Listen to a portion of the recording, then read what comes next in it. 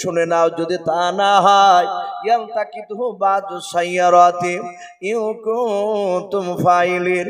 ওগো আমার ভাইয়েরা, এটা মিশরের দেশের লোকেরা কেনান শহরের জঙ্গলের ভিতর দিয়ে রাস্তা আছে বলে, হ্যাঁ এই রাস্তা দিয়ে মিশরের লোকেরা তারা ব্যবসা করে যাতায়াত করে, এটাই তাদের মিশরের লোকেরা যাওয়ার রাস্তা। ওগো আমার ভাইয়েরা, আমার মনে হয় মিশরের লোকেরা যদি ইউসুফকে দেখতে পায় ইদারা আছে, তাহলে তারা ইদারা থেকে ইউসুফকে তুলে নিয়ে চলে গেলে মিশরে, আর কোনোদিন আব্বার কাছে সে আসতেও পারবে না। আর আব্বাজান বলেছিল ইউসুফকে নেকড়ে বাঘে খেয়ে নেবে। এই কথাটা থেকে আমরা একটা মিথ্যা কথা আমি সাজিয়েছি। বলে কি? বলে আব্বাকে গিয়ে বলবো ইউসুফের শরীর থেকে জামাটা খুলে নিয়ে গিয়ে। আমাদের কাছে প্রায় 200-র উপরে দুম্বার ছাগল রয়েছে। আব্বা কোনোদিন আমাদেরকে বলে না যে কটা ছাগল নিয়ে গেলে আর কটা নিয়ে আসলি, হিসাব নাই। না, এই 200টা ছাগলের মধ্যে থেকে একটা পাতলা দুবলা ছাগলকে আমরা জবাই করব, করে ছাগলের বডিটাকে অন্য জায়গায় দূরে ফেলে দিয়ে আসবো, আর ওই রক্তটা ইউসুফ ভাইয়ের জামাটা মেখে নেব। আব্বাকে গিয়ে বলবো আব্বা সত্যি সত্যি আপনি বলেছিলেন ইউসুফকে নেকড়ে বাঘে খেয়ে নেবে, বাস্তবে আপনার কথাটা পরিণত হয়ে গেছে সত্যি। আব্বা বিশ্বাস করে নেবে। এরা বললো কথা তো লিগ্যাল যুক্তিসঙ্গত, কথা তো খারাপ বলনি। সাথে হাতে বাপজি ইউসুফকে মায়ের বন্ধ করে তার শরীর থেকে জামাটা খুলে নিল। খুলে নিয়ে ইউসুফ পালিয়ে যাবে বলে তাদের কাছে দড়ি ছিল, দড়ি দিয়ে ইউসুফের মাজায় বেঁধে ফেললো। ইউসুফ বলছে ভাই তোমরা আমার জামা খুলে নিলে, আবার তোমরা এভাবে মাজায় দড়ি বাঁধছো গেল? ভাই কাঁটাওয়ালা ডাল দিয়ে আমাকে মেরেছো, গোটা গায়ে কাঁটা ভুকে আছে, আমাকে বেরোলাও। ইউসুফের নুরানি বদন দিয়ে রক্ত বেরোচ্ছে। ইউসুফকে বাপজি জোর করে ধরে নিয়ে গিয়ে রাস্তার ধারে একটা ইদারা দেখতে পেল। ওই ইদারা ইউসুফকে বাপজি ফেলে দিল। ইউসুফ বলছো না গো ভাই, আমার আব্বা আমাকে একটি বেলা না দেখলে থাকতে পারে না, আমার আব্বা কাঁদবে, আমাকে নিয়ে চলো। ইউসুফের ভাইয়েরা উপর থেকে উত্তর দিল, ভাই কি তুই একা আছিস নাকি আব্বার বেটা? আমরা তো অনেকগুলো বেটা আছি, তুই মরে গেলে আমার আব্বা জান তোর কথা মুঠি খোঁজ নেবে না, জিজ্ঞাসা করবে না। ইউসুফ কাঁদতে লাগলেন। ওরা জামাটা রক্ত মেখে নিয়ে বাপজি ওরা এশার সময় বাড়িতে ঢুকছে। ইউসুফের আব্বা ইয়াকুব নবী মাগরিব থেকে বারবার বাপজি শুধু দরজার গুড়িতে দাঁড়াচ্ছে আর মাঠের দিকে তাকাচ্ছেন, ইউসুফ কেন আসছে না। এরা রাত্রিবেলায় 10টা ছেলে যখন ইয়াকুব নবীর তারা বাড়িতে পৌঁছালো, ইয়াকুব নবী তাকে দেখলেন তার প্রাণে ছোট ছেলে ইউসুফ নেই তাদের সাথে। ইয়াকুব নবী বললেন, ওগো আমার ছেলেরা, আমার ইউসুফ কই? তোমাদের সবাইকে দেখছি, আমি সারা দিন দেখতে পাইনি, আমার ইউসুফ কই? ওরা সবাই মিলে বাবা অভিনয় করে মিথ্যা কান্না শুরু করে দিল। ইউসুফ নবী আলাইহিস সালাম তার ভাইরা ডাক দিয়ে বলেছিল, আব্বা ইউসুফ ভাইকে নেকড়ে বাঘে খেয়ে নিয়েছে। হযরত ইউসুফ নবীর আব্বা ইয়াকুব নবী হাওমা করে কান্না শুরু করে দিলেন। পাগলের মতো বাপজি হাত ওখানা জোড়ে ধরে তার ছেলেদেরকে ডেকে বলেন, বাবারে আমার ছেলেকে বাঘে খেতে পারে না। আবার ডাক দিয়ে বলেন, আব্বা ইউসুফ নবী আলাইহিস সালামের ওই যে জামাটা বাপজি রক্ত মেখে নিয়ে এসেছিল ছাগলের, ওই জামাটা হাতে ধরে দিয়ে বলেন, আব্বা এই দেখেন ইউসুফের শরীরের জামাটাও আপনি বলেছিলেন নেকড়ে বাঘে খেয়ে নেবে, আপনার ভয় হচ্ছিল। ও আব্বাজান আমরা একটা গাছের গুড়িতে ইউসুফ ভাইকে বসে রাখলাম, রানের প্রতিযোগিতা আমরা নাম দিলাম। ইউসুফ ভাইকে নাম দিতে বললাম, ইউসুফ ভাই নাম দিল না, বললো আমি একাই দাঁড়িয়ে থাকবো, তোমরা খেলাধুলা করাও। ও আব্বাজান আমরা অনেকটা দূর দৌড়ে চলে গেলাম খেলাধুলা করার জন্য। আর ওই সময় ইউসুফ ভাই পেছন দিক থেকে চিৎকার করে বলেছিল, ভাই বাঁচাও। ও আব্বা আমরা পেছন দিকে ঘুরে তাকে দেখলাম আমাদের স্নেহের ছোট ভাই ইউসুফকে নেকড়ে বাঘে ধরে নিয়েছে গো আব্বা। আমরা 10টা ভাই দৌড়ে এসে ইউসুফের হাত পা গুলোকে ধরে টানাটানি শুরু করে দিলাম। বাঘের মুখ থেকে ইউসুফের বডি খানা টানতে পারলাম না, ছোটাতে পারলাম না।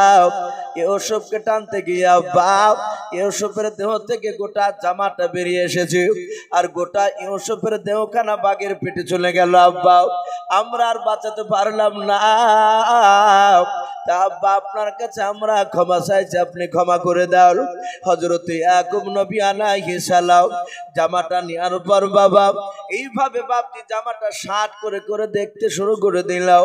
দেখার পর বলেছিল, বাবা আমার মনে হয় আমার ইউসুফকে যেই বাঘটাই খেয়েছিল ওই বাঘটা মনে হয় কোন জঙ্গলের মূর্খ বাঘ নয়, বাঘটা বুঝি শিক্ষিত না বাবা। এরা বলে, আব্বা আপনার মাথা খারাপ হয়ে গেল নাকি? বলে, বাবা আমার মনে হয় ওই ইউসুফকে যখন বাঘটা খেয়েছিল মনে হয় ইউসুফকে খাওয়ার আগে বাঘটা ইউসুফের জামাটা বুঝি খুলে রেখেছিল। হযরত ইউসুফের ভাইরা ডাক দিয়ে বলেছিল, আব্বা কেন হঠাৎ করে কেন শিক্ষিত আর অশিক্ষিতর কথা কেন আপনি তুলে ধরলেন বলেন? বলে, বাবা রে ইউসুফকে যদি বাঘে খেয়ে থাকতো রে বাবা এই জামাটা অনেকটা ছেঁড়া থাকতো, হামচা মারা দাগ থাকতো। ওরে আমার ইউসুফের ভাইরাও আমার মনে হয় ইউসুফকে নেকড়া বাঘে খাই নাই, তোমরা হয়তো কোনো আমাকে ভয় দেখানোর জন্য হয়তো তোমরা লুকিয়ে রেখে এসেছো। ওরে আমার ছেলেরা আমি তোমাদের পা দুখানা ধরে বলি রে বাবা আমার ছেলেকে নিয়ে তোমরা লুকাচুরি খেলো না। এরা বলল, আব্বা বিশ্বাস করে না না করে না আমরা মিথ্যা কথা বলি নাই গো আব্বা, নেকড়া বাঘে খেয়ে নিয়েছে। জামা দেখে কি আপনি বুঝতে পারেন নাই এ রক্ত ইউসুফের দেহ রক্ত? ইউসুফ নবীর আব্বা বাপজি জামাটা নাকের করে নিয়ে গেলেন। নাকে নিয়ে যাওয়ার পর শোনার পর বলেছিল, বাবা আমার মনে হয় না, শুধু তা বলবো না আমি গ্যারান্টি দিয়ে বলি রে বাবা এই রক্তটা আমার ইউসুফের শরীরের রক্ত নয়। ডাক দিয়ে বললাম, আব্বা আপনি কেমন করে বুঝতে পারলেন এটা ইউসুফের রক্ত নয়? ডাক দিয়ে বলেছিল, ওরে আমার ছেলেরা তোমরা জানো না আমার ছেলে ইউসুফ যখন 4 বছরের বাচ্চা ছিল রাস্তায় খেলাধুলা করতে গিয়েছিল, পাড়ায় খেলাধুলা করতে গিয়েও ইউসুফের ডান হাতের আঙুলটা কেটে গিয়েছিল রে বাবা। ওই আঙুলটা কেটে রক্ত বেরিয়েছিল। ওই রক্ত বাড়া হাতখানা নিয়ে আমার ইউসুফ কান্না করতে করতে দৌড়ে এসেছিল। এসে বলেছিল, আব্বা আমার আঙুলখানা কেটে গিয়েছে দেখবেন বাবা। রাস্তায় আমাদের ঘরের সন্তান ছেলেরাও রাস্তায় খেলাধুলা করতে গিয়ে যদি উচুট লেগে যদি পড়ে যায় দেখবে তারা ডান দিকে বাম দিকে সামনে পেছন দিকে তাকে দেবে কেউ নাই, কেউ দেখতে পায়নি ওদের পড়াও। দেখবেন ওই বাচ্চাটা 1 ফোঁটা চোখের পানি ফেলবে না, কাঁদবে না, সে চট করে উঠে চলে যাবে। আর যদি ওই বাচ্চাটাকে কেউ মানুষ যদি দেখে নাই পড়তে রে বাবা যতক্ষণ পর্যন্ত মানুষেরা না বলবে বাবা লাগেনি ভালো হয়ে যাবে উঠ, ততক্ষণ পর্যন্ত বাচ্চাটা উঠবে না। ইউসুফ নবী বলেছিলেন, আব্বা আমার আঙুলখানা কেটে গিয়েছে। ইয়াকুব নবী বলেছিলেন, বাবা ওই 4 বছর বয়সে আঙুল কাটা আঙুলখানা নিয়ে ওই হাতখানা নিয়ে আমার নাকের গুড়ি নিতে গিয়ে আমি ফু দিতে গিয়েছিলাম, মুখের গুড়ি নিয়ে ফু দেওয়ার সময় ইউসুফ নবীর ওই আঙুলের রক্তখানা সেদিনকে মুশকে আম্বার নাই খুশবু পেয়েছিলাম। বলুন সুবহানাল্লাহ। ও আমার ছেলে এ রক্ত যদি ইউসুফের হতো সেই দিনকার মতো মুশকে আম্বার নাই খুশবু আজও পাওয়া যেত। বাবা আমি আবার তোমার হাত হচ্ছি পা হচ্ছি তোমাদের বলে আমার ছেলেকে কোথায় লুকিয়ে রেখে এসেছো? এরা সবাই একই কথা বললো যে আব্বা আমরা সত্যবাদী, আমরা মিথ্যাবাদী নয়, আমরা আপনার সন্তান মিথ্যা কথা বলতে পারি নাই। আমাদের ভাই ইউসুফকে নেকড়ে বাঘে খেয়ে দিয়েছে। এতক্ষণ হজম হতে লেগেছে।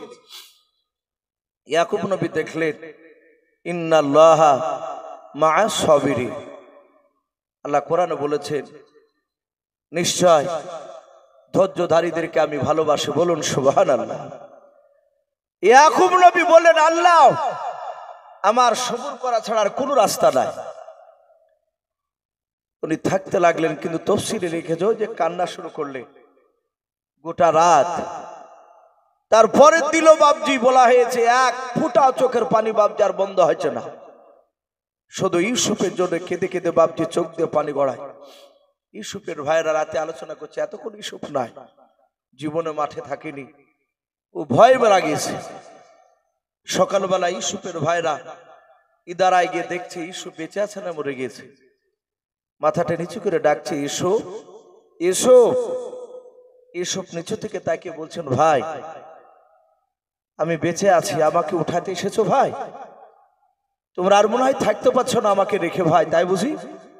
অপর থেকে চিৎকার করে বলছে, এই তোকে উঠাতে আসেনি, তুই বেঁচে আছিস না মরে গেছিস সেটা দেখতে এসেছি। বলো ভাই, আব্বা আমাকে খুঁজছেন, আব্বা কাঁদছেন আমার জন্য?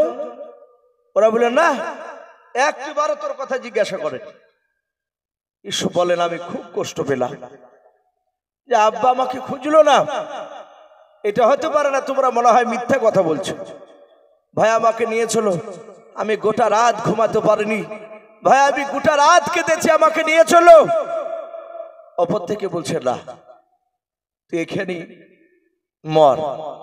ওরা চলে গেল। ইউসুফ থেকে গেলে আবার পরের দিন 3 দিনকার দিন তারা আসলো, এসে ডাকছে ইউসুফ। ইউসুফ বলছে, ভাই আমি মরি নাই, আমি জিন্দা আছি, বলুন সুবহানাল্লাহ। ইবলিস শয়তান তাফসীরে লিখেছে, আগে শয়তান মানুষ রূপ ধরে ঘুরে বেড়াইতো। ইবলিস শয়তান বাপ দিয়ে এসে বলছে, এই ইউসুফকে এইভাবে কিয়ামত পর্যন্ত মারতে পারবি না, বলুন সুবহানাল্লাহ। বলে পারবো না, বলে না, বলে আর একটা রাস্তা আছে। বলে কি? বলে ওই দেখ পাথর, এই পাথর তুলে দেই দাঁড়ায় ফেলি, এই ভারী পাথর তুলে ফেলে দিলে ইউসুফের মাথা ফ্র্যাকচার হয়ে যাবে, চ্যাপটা হয়ে মারা যাবে, যদি মাথা না ফেটে যায় ও বাঁচবে না। আর ওকে মেরে দিতে পারলে তোদের মধ্যে যে কোনো একটা ভাই উচ্চ সম্মানের অধিকারী হবে, নবী হবে। সুমন বলে, দেখলে ভাই আমি যা বলেছিলাম তাই হবো আমরা। এরা পাথরটা এত ভারী, ওরা 10টা ভাই তুলতে খুব কষ্ট হচ্ছে। পাথর তুলে যখন ফেলবে, এসব নিচে থেকে বলো, আমার ভাইরা আমাকে না উঠালে পাথর দিয়ে আমাকে মেরে ফেলো না। পাথরটা বাপটি ইউসুফের ভাইরা ছেড়ে দিয়েছে। আল্লাহ রাব্বুল আলামিন ডাক দিয়ে জিবরিলকে বলেন, এই জিবরিল, জিবরিল যাও, আমার ইউসুফকে শুধু আমি নবী করব, শুধু তা নয়, আমি মিশরের বিখ্যাত সম্রাট বাদশা বানাবো। জোরে বলুন সুবহানাল্লাহ। ইউসুফের ভাইয়েরা তারা মারার চক্রান্ত জাল ফেলেছে, আমি ইউসুফকে মারতে দিব না। ইউসুফের মাথায় পাথর ফেলে দিয়েছে, ওর মাথাতে পড়ার আগেই দৌড়ে গিয়ে ছুটে গিয়ে তা পাথরটা ধরে ইউসুফের পায়ের তলে জান্নাতে একটা চেয়ার বানিয়ে দেয়। জোরে বলুন সুবহানাল্লাহ। জিবরিল আলাইহিস সালাম হাত বাড়িয়ে পাথরটাকে ধরলে। বাপজি আমার সোনা লালেরা, জিবরিল কত বড় ফেরেশতা আপনাদের শোনা আছে কারো? সম্রাট জিবরিল কত বড় ফেরেশতা? নবীজি বলেছেন, গোটা পৃথিবীর পানি, 7 সমুদ্র যে বলি আমরা, এক কথা আসমানের নিচে জমিনে যত পানি আছে সব পানি তুলে যদি জিবরিলের মাথায় হড়হড় করে ঢেলে দেওয়া হয়, কেতাবে লিখেছে বাপজি পানি গড়তে গড়তে জিবরিলের এই থুতনি পর্যন্ত আস্তে আস্তে গোটা পৃথিবীর পানি শুকিয়ে যাবে। বলুন সুবহানাল্লাহ। জিবরিলের দেহতে নবী বলছেন 600 খানা পাখা লাগানো আছে, ডানা আল্লাহ ফিট করে দিয়েছে। জিবরিল মাত্র 2টো ডানা শাট করলে গোটা পৃথিবীটা জিবরিলের বগলতলে হয়ে যায়। বলুন সুবহানাল্লাহ। এত বড় ফেরেশতা জিবরিল এসে চেয়ারটা তৈরি করে দিলেন। ইউসুফ নবী বললেন, ভাই তুমি কে? বলো, ভাই আমি তোমার বন্ধু। ভয়ের ব্যাপার নেই, সময় হলে তোমাকে এখান থেকে চলে যেতে হবে। ইউসুফের ভাইরা পাথর ফেলে দিয়ে বাড়িতে আলোচনা করছে, ওরা তো রাত্রে ঘুমাচ্ছে না, ওরা আলোচনা করছে, ভাই এতক্ষণ শেষ, ও আর বাঁচবে না। সকালবেলায় বাপজি আসবে, তার আগে মিশরের লোক 8টা লোক বাপজি ব্যবসা করে তারা ওই কেনান শহরে জঙ্গল দিয়ে তারা বাড়ি যাচ্ছিল। তাফসীরে লিখেছে ওই 8টা লোকের মধ্যে যিনি নেতা ছিল, বড় ব্যবসায়ী, তার নাম ছিল হাররিন। ওই লোকটাকে পিপাসা লেগেছে, তো বললো ভাই আমাদের কাছে তো পানি নেই, পানি ফুরে গেছে, তো জঙ্গলে দেখো তিনি কোন ইদারা দেখতে পাও কিনা। ইদারা বাবজি আপনার দেখলো ইউসুফ যে ইদারায় পড়ে আছে সেই ইদারাটা ওরা বালতিতে দড়ি বেঁধে বাবজি নামিয়েছে পানি তোলার জন্য। জিবরিল বলেন ভাই ওই দড়ি ধরে আর বালতিতে পা ভরে, এরা উঠিয়ে নিল। ইদারা থেকে পানি তোলার পরে ওরা তাকে দেখছে বাবজি সুন্দর ফুটফুটে ছেলে, বলুন সুবহানাল্লাহ। এত চেহারা ইউসুফের, কেতাবে লিখেছে নবী বলেছেন অর্ধেকটা চেহারা গোটা পৃথিবীর মানুষ আপনাকে আমাকে নারী পুরুষকে দিয়েছে গোটা পৃথিবী, অর্ধেকটা চেহারা, আর অর্ধেকটা চেহারা একাই ইউসুফ নবীকে আল্লাহ দিয়ে তৈরি করেছেন, বলুন সুবহানাল্লাহ। তাহলে ইউসুফ নবীর কতটা চেহারা। এরা তুলে নিয়ে বাবজি চিন্তা করছে মনে হয় ফেরেশতা, মানুষ নয়। কিন্তু কেউ জিজ্ঞাসা করছে না মিশরের লোকেরা যে বাবা তোমার নাম কি, তুমি ইদারায় পড়ে এখানে এই কথা জিজ্ঞাসা করছে। ওরা ফেলফাল করে শুধু বাবজি গোল করে ঘেরাও করে বসে শুধু দেখছে যে এত সুন্দর ছেলে ইদারায় পড়ে কেন, আর এই মানুষ না কে। আর ইউসুফের ভাইয়ের এসে বাবজি ইদারায় নিচু মুখ করে ডাকছে ইউসুফ, ইউসুফ থাকলি তো দিবে। পাশ থেকে তার সুমন নাই রুবন ভাই বলছেন ভাই ওই দেখ রে, ওই দেখ। বলে তাই তো ওখানে বসে আছে। এরা 10টা ভাই দৌড়ে গিয়ে বলে এই একে পালে কোথায়। হাজার হলো বাবজি তারা বিদেশি লোক। বললো ভাই আমরা এই ছেলেটাকে ইদারায় পেয়েছি। বলে এটা তোমাদের কে। সাথে হাতে তখন ওরা বলল ইউসুফের ভাইরা যে এটা আমাদের বাড়ির গোলাম। বলুন আস্তাগফিরুল্লাহ। নিজের ভাই পরিচয় দিল না, বলে আমাদের বাড়ির গোলাম। ইউসুফ তাফসীরে লিখেছে ঠোঁট লড়িয়ে বলতে যাচ্ছিলেন যে আমি গোলাম নয়। আর অমনি সময় বলে এই গোলাম, এই যদি ঠোঁট লড়ে যদি আওয়াজ করিস, কথা বের করিস, তাহলে তোর পা দুখানা ধরে মুরগি ভাড়া করে ফেড়ে ফেলবো। ইউসুফ দেখলেন এদের দ্বারা সব সম্ভব। একবার ট্যাং ধরে মাটিতে ছুঁড়ে ফেলেছে, তারপরে ক্ষান্ত হয়নি, কাটাওয়ালা ডাল দিয়ে মেরেছে, তারপরে শান্তি পায়নি, তারপরে আবার মাজা দড়ি বেঁধে ইদারায় ফেলেছে, তারপরও বাবজি ওরা থামেনি, ওরা পাথর ছুঁড়ে ফেলেছে। তাহলে এরা মারে ফেলতে পারতো, দেখি এরা কি করে। ডাক দিয়ে বললো ভাই তোমাদের বাড়ির গোলাম তো গর্তে পড়ে কেন। মিশরের লোকরা বলছে, এরা যুক্তি খাড়া করে বলছে যে এই পাকা খল কাজ করে না, রাতের বেলায় পালাতে গিয়ে অন্ধকারে গর্ত ঠিক পানি পড়ে গেছে, একে বিক্রি করবো নিবা, এই গোলাম আমরা আর দরকার নাই। মিশরের লোকরা চিন্তা করলে আর যা ফিগার, এর যা শরীরের কাটির, এ মিশরে তো মানুষ কিনা বাসা হয় গোলাম, প্রচুর টাকা লাভ হবে। বলে হ্যাঁ আমরা নিতে রাজি আছি। ক টাকা নিবা। কোরআন শরীফে লিখেছে দারাহিমা মাদুদা, তারা চাল দিরহাম কিছু টাকায় বিক্রি করে দিল। মুফাসসিরে কেরাম লিখেছেন 20 টাকাতে বাবজি বিক্রি করে দিল, 2 টাকা করে তারা 10টা ভাই ভাগ করে নিল। ইউসুফকে তারা বাবজি গোলাম হিসাবে নিয়ে চলে গেল মিশরে। এরা 10 জনা বলল ভাই আজকে মাথার বোঝা মাটিতে পড়লো। বলো জীবনে আর মিশর থেকে ফিরে আসে কেনা নেই, ওকে গোলামতি করতে করতে শেষ করে দিবে। কিন্তু কেতাবে লিখেছে ইউসুফের আব্বা ওই কাঁদছে বাড়িতে, চোখের পানি এক ফোঁটা বন্ধ হয় নাই। ইউসুফ যেদিন থেকে হারিয়েছে, ইউসুফের বাবজি